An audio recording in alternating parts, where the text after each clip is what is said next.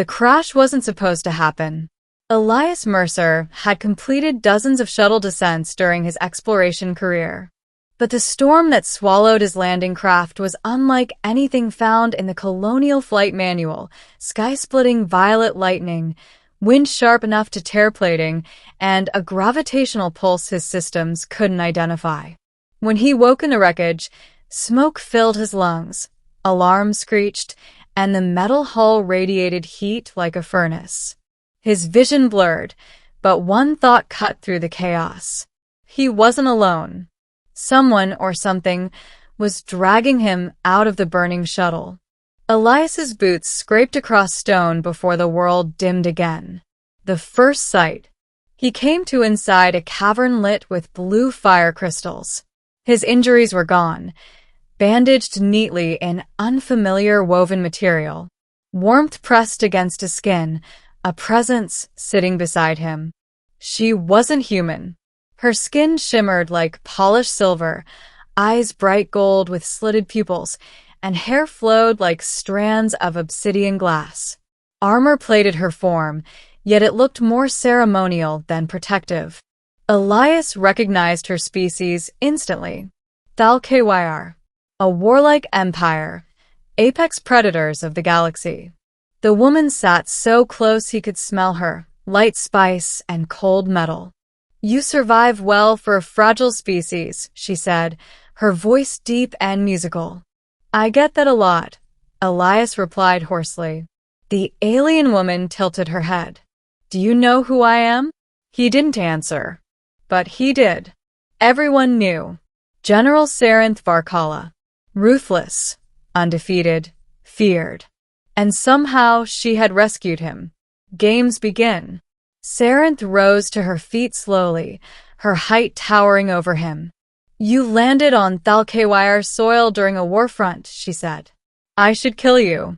By law, I must." Her gaze sharpened, predatory, calculating. "But I am curious."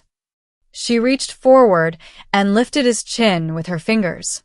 Her claws were sharp enough to draw blood, yet gentle. Human men are a mystery in the galaxy.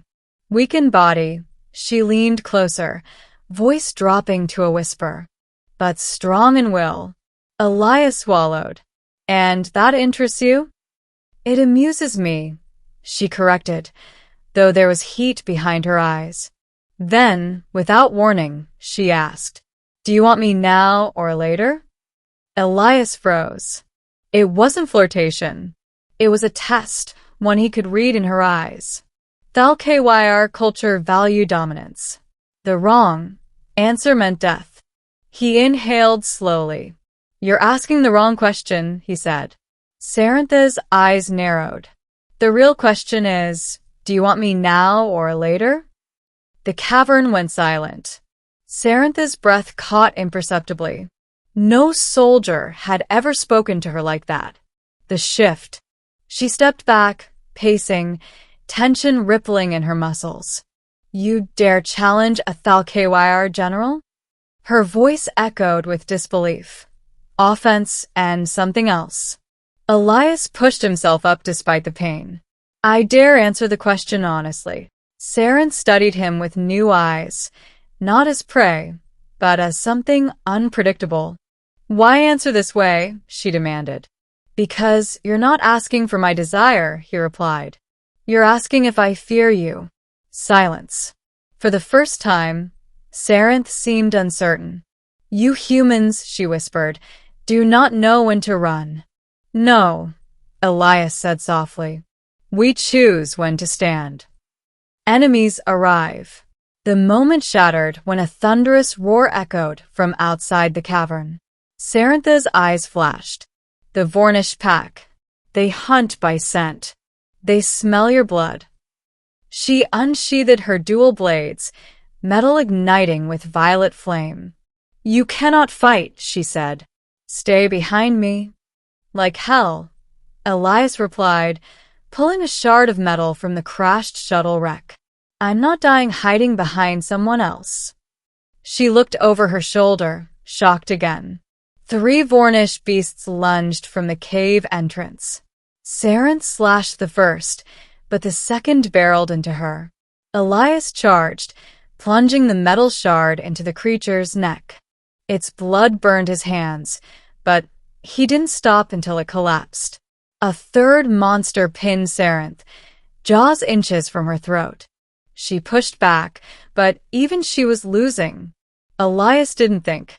He dove onto the creature's back, wrapping an arm around its throat and using his whole weight to shift its balance. Sarenth jammed her blade upward, piercing its heart. Silence. The two stood panting, covered in sweat and blood. Sarenth stared at him, not with amusement or curiosity, with respect. Humans, she breathed. Impossible creatures. Confessions and truth. When the bodies were cleared, Sarenth tossed him a cloak to cover his burns. You saved me, she said. Twice. I didn't keep count. You should. Elias laughed weakly. She didn't. She stepped closer, so close he could feel her heat again. My people believe that any who stands beside a HFY in battle is bound. Bound how? He asked cautiously. By fate, she whispered. By choice. By blood. He met her gaze. And you believe that? I never did. Her voice softened. Until now.